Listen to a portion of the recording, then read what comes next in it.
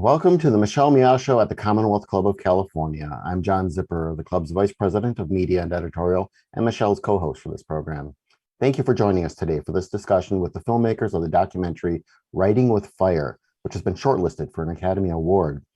The Commonwealth Club is producing hundreds of programs a year, even during this pandemic, so head over to commonwealthclub.org/MMS for all of our upcoming programs. In the next few weeks, Michelle and I will meet the candidates for the most closely watched legislative election in California, and we'll have a live in-person program with Jeopardy champion Amy Schneider, so reserve your tickets now. Now, it's my pleasure to introduce Michelle Meow. She's the producer and host of The Michelle Meow Show and a member of the Commonwealth Club's Board of Governors. Hello again, Michelle.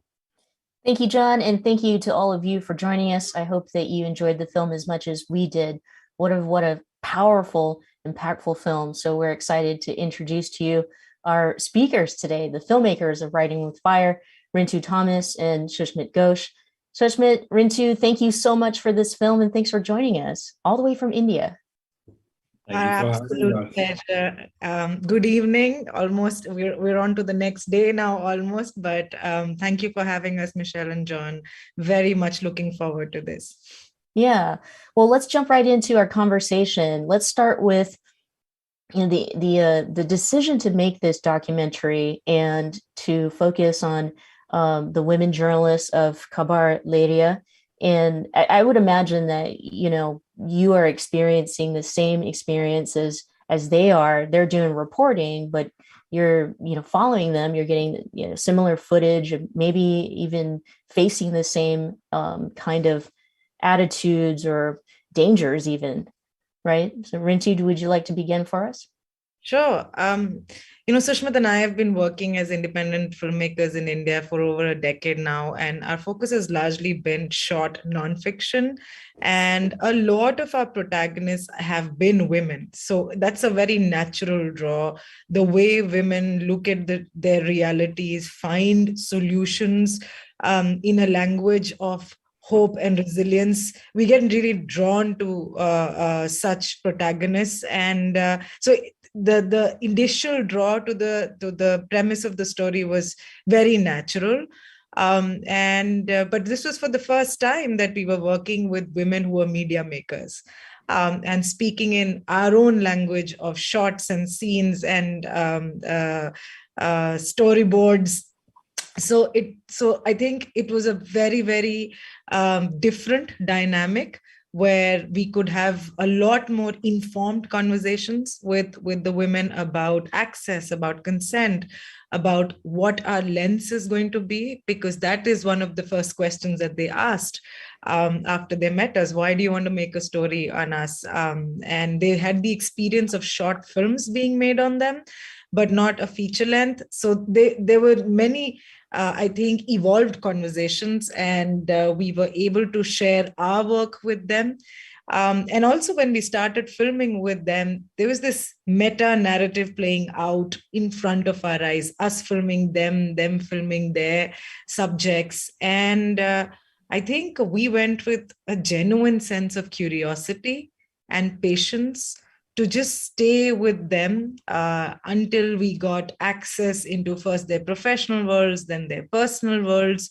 And then I think our relationship was enveloped with this beautiful thing called trust.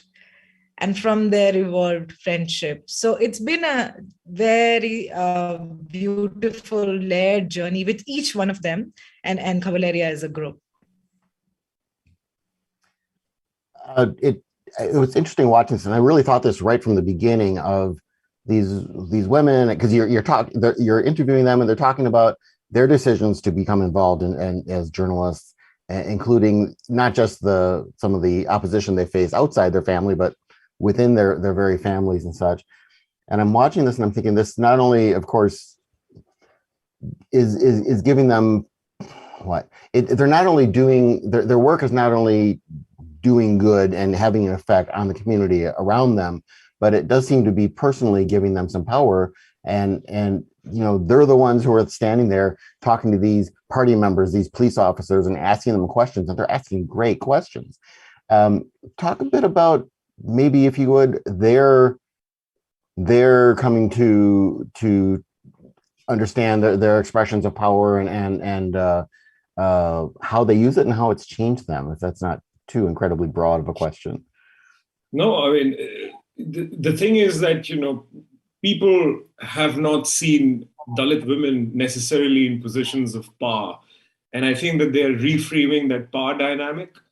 And the fact that you have Dalit women stepping out of their homes, going into spaces that can be seen as incredibly hostile, and sticking a phone camera into the faces of, these patriarchs, so to speak, questioning them about their own authority is something that really stumped people, especially in the early years. So they made a shift from print, 14 years of print, to digital in 2016. And I think 2016 was a fascinating year for us as filmmakers to actually watch what was playing out on the ground, because as they would enter these police stations or go into these political offices or go into these big administration buildings, asking for transparency, asking for budgetary allocations, and talking the language of any mainstream journalist with a certain kind of nuance and sophistication, most men were not used to that. And you see that in these scenes where they're stumped and they don't know how to respond because they have a camera that's recording live. So you can't run away as well. And I think that that's a power dynamic that the women journalists also caught up to and used quite gracefully in their work. But I also feel, just to pull back, I think they have inverted, the social power structures, so to speak, by doing what they're doing. And they've done it like for the longest time. We have not seen Dalit women represented as bodies that can manifest and be infused with a certain kind of, systemic change or create systemic change. And the team at Khabar Lahariya has since their founding in 2002 been doing exactly that. The fundamental shift came with digital, where they were able to really amplify their stories and their work. And I think that decision to shift to digital had a profound effect on not only the work that they were doing, but how their work was received and seen, because now millions of people are consuming the news that they are putting out. And they're really reframing the narrative, because it's a question of, the diversification of the newsroom. It's not middle-aged, upper caste, traditional men who are defining what Indian news is going to be. But it's essentially these women who have lived in these media dark spaces who are redesigning the narrative. And they've literally pulled a chair to the table and said, this is what our news is going to be like, look like, and feel like. And that's what they've been doing to great success. And I think that essentially is the anchor for their power. You mentioned 2016, Shushmit. We're now in 2022, and it's an interesting conversation around social media, access to smartphones, and just how that all has affected political elections around the world.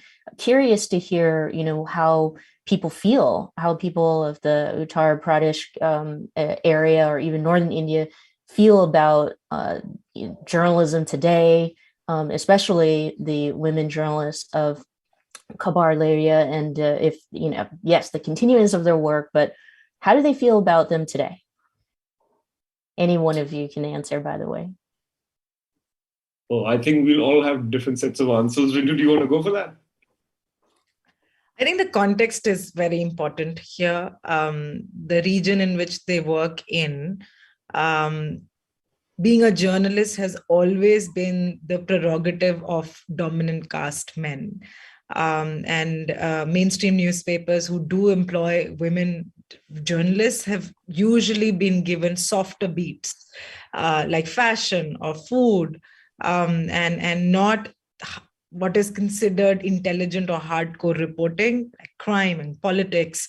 So those beats women are missing. So even when we were filming, our journalists and I would be the only women with walls and walls of men, which we've tried to capture in the film. You see the hordes of men, and then a very short woman with her phone camera standing witness And that was very, I think that imagery defines their role within the larger Indian media landscape.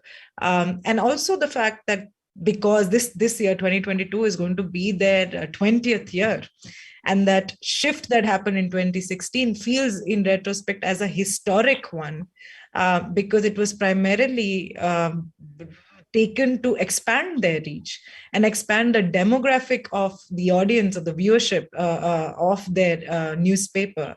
So because there are barriers to literacy, their newspaper was consumed mostly by men.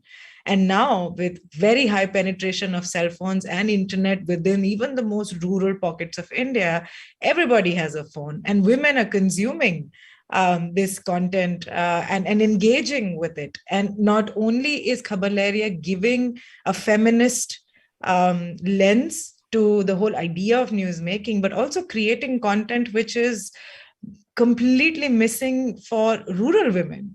In conversations around menstruation, about premarital sex and relationships, these are taboo subjects, and they're visibilizing them in a language that it can be understood by everybody.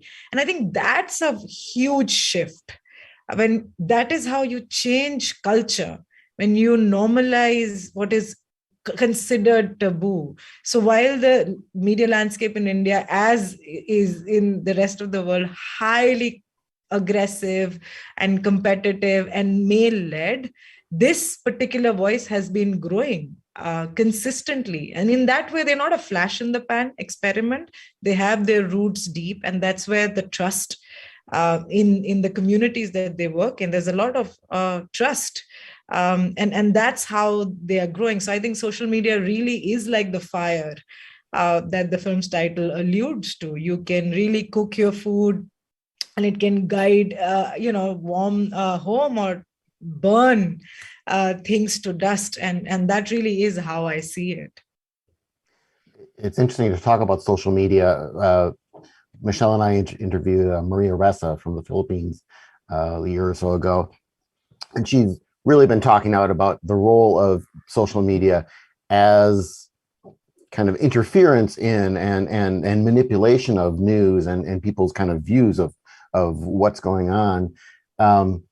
For these women to have made that leap from print to digital and to be succeeding. I mean, there are major newspapers in the United States that have totally fumbled social media and digital. They just don't know how to do that. They're not set up structurally. They don't understand their audiences. They set it up as a separate division. That, I mean, it's for most of them, it seems to have really been a failure.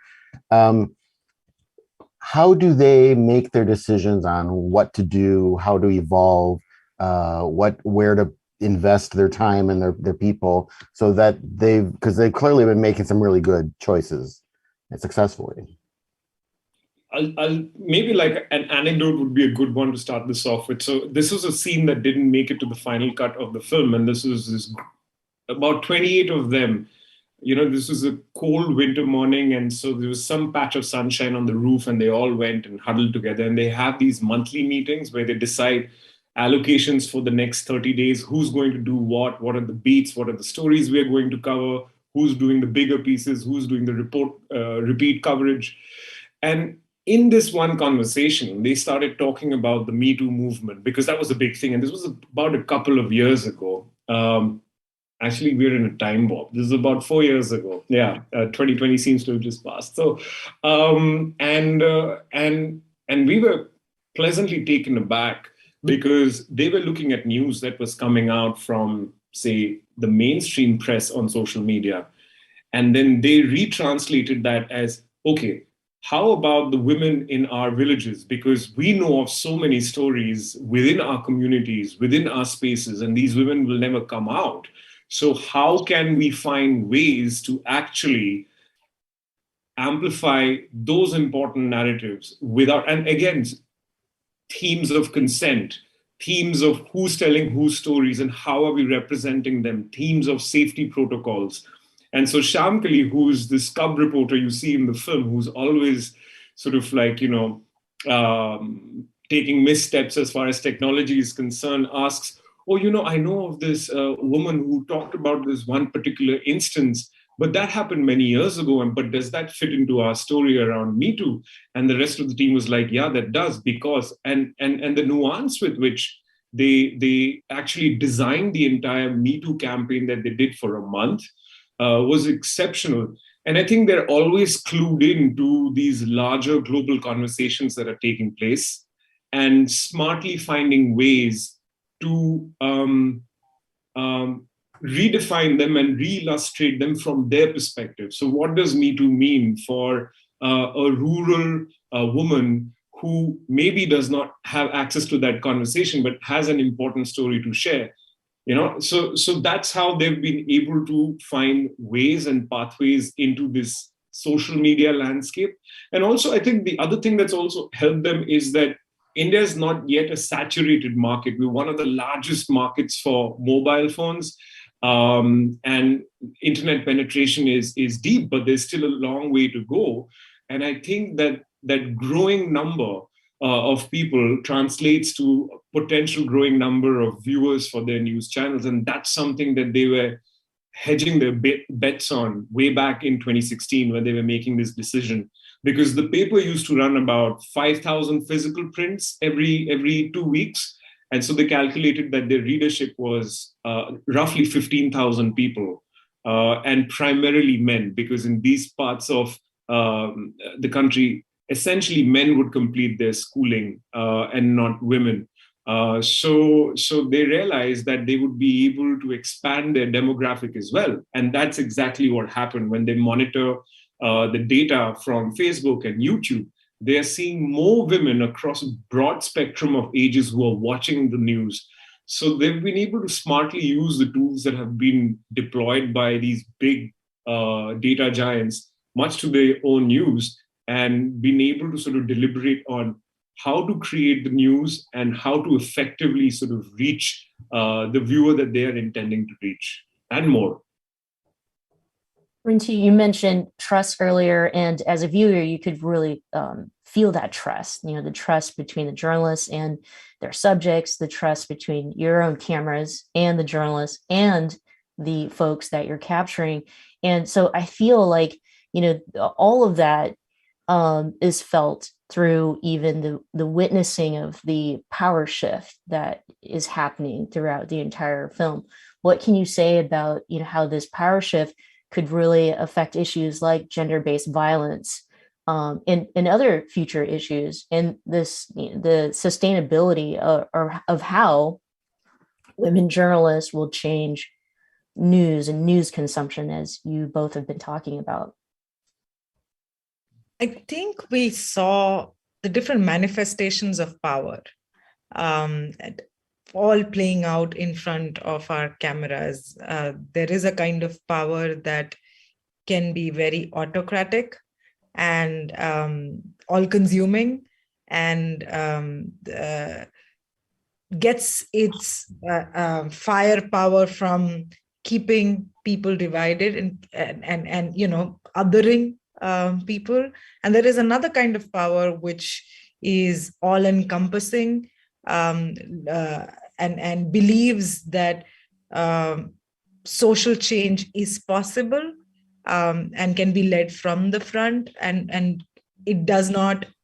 I'd say there are many, many obstacles, but there is a way to create an alternative structure. And I think what we were witnessing was the clash of these two powers, but not in an aggressive way. I think one of the biggest lessons I learned staying with the women is to ask the right questions. And a lot of us forget that. Because it is not an interview is not an interrogation. It is a conversation with someone whose politics, whose worldview you don't agree with, but you go in with a genuine desire to know the mind of that person and maintain that relationship. So there are many, many, many manifestations of power inside a family. When a woman has access to education, She's financially more secure and therefore has more decision-making power within her home.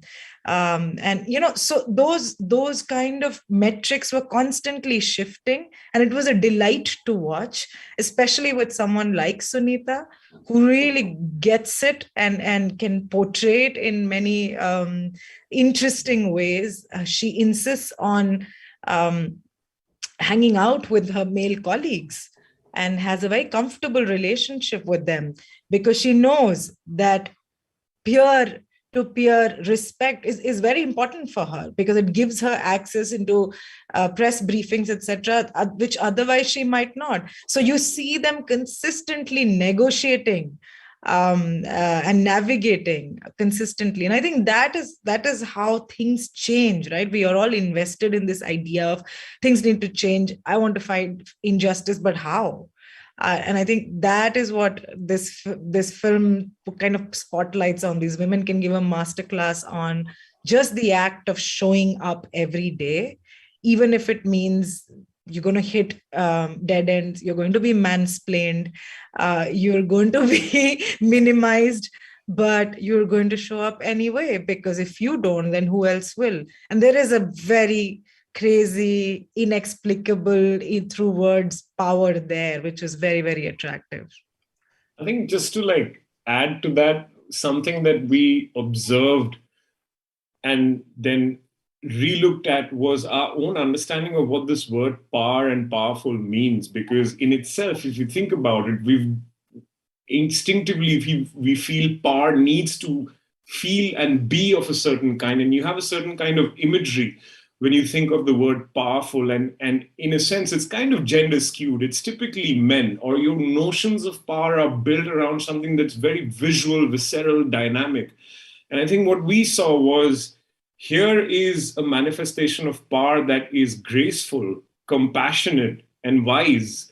And that's also power. And I think that's something that we wanted to sort of underscore through the narrative of the film, that these women here are not carrying swords. These women here are not on the streets rioting, but they are actually rewriting essentially what the meaning of power is through the work that they do, not only outside, but also within their homes, where now Mira's daughters have a shot at actually completing their school, going to university, getting jobs, and getting married to the men of their choice.